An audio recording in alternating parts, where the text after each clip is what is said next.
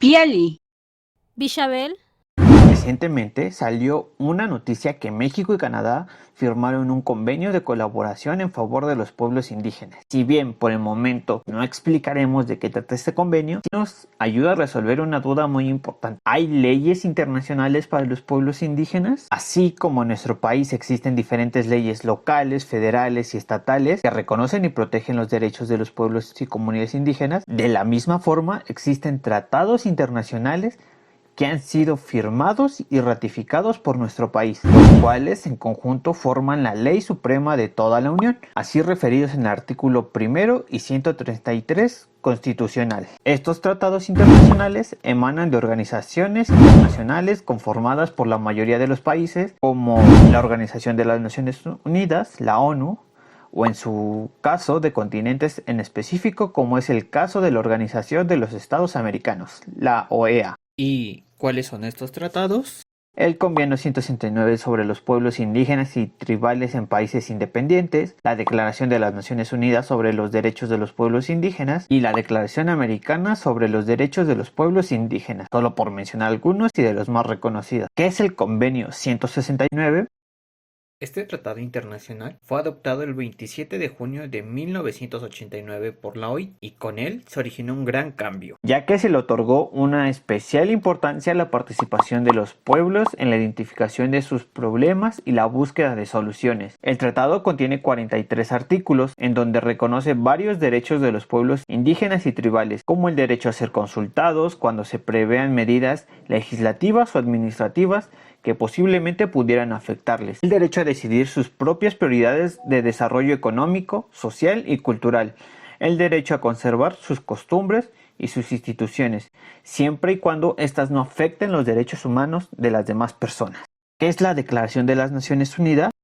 Esta fue adoptada en Nueva York el 13 de septiembre del 2007. Esta declaración contiene 46 artículos en donde podemos encontrar los derechos colectivos que pertenecen a los pueblos y comunidades indígenas. En el contenido de estos artículos se encuentran derechos como la libre determinación, la autonomía, tierras y territorios, conocimientos tradicionales, su lengua materna, la educación, propias instituciones, derechos a sus costumbres, tradiciones, dignidad, diversidad de sus culturas, a la consulta libre previa informada, solo por mencionar algunos. que es la Declaración Americana. Es el primer instrumento de la OEA que promueve y protege los derechos de los pueblos indígenas en las Américas. La declaración fue adoptada por la Asamblea General el 14 de junio del 2016. Permite que los pueblos indígenas participen en todos los temas relacionados con el desarrollo del hemisferio. Reconoce los derechos individuales y colectivos, así como los derechos económicos, sociales y culturales, como la identidad, el derecho a la salud, a la educación, al empleo. La declaración enfatiza los Derechos de los pueblos indígenas a preservar y fortalecer sus propias instituciones, culturas, tradiciones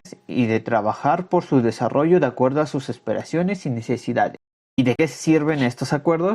Estas normas a las que México se ha adherido son instrumentos significativos para evitar la violación de derechos humanos de millones de personas indígenas, no solamente dentro del país, sino también fuera, estando dentro de los países que han ratificado los acuerdos. Asimismo, reflejan el compromiso del Estado mexicano en la elaboración de normas jurídicas en la lucha contra la discriminación y la marginación de los pueblos indígenas. Bueno, ese ha sido el tema de ahora, con el cual esperamos sumar un poco el fortalecimiento de los pueblos y comunidades indígenas, ya que muchas veces no sabemos qué derechos tenemos, ni de dónde surgen, a dónde y con quién acudir, ni qué procedimientos realizar, los cuales son temas muy importantes que también traeremos muy pronto. Y recuerda que si hay algún otro tema sobre los derechos de los pueblos indígenas, comunidades afromexicanas y locales, puedes hacérnoslo saber y con gusto lo explicaremos.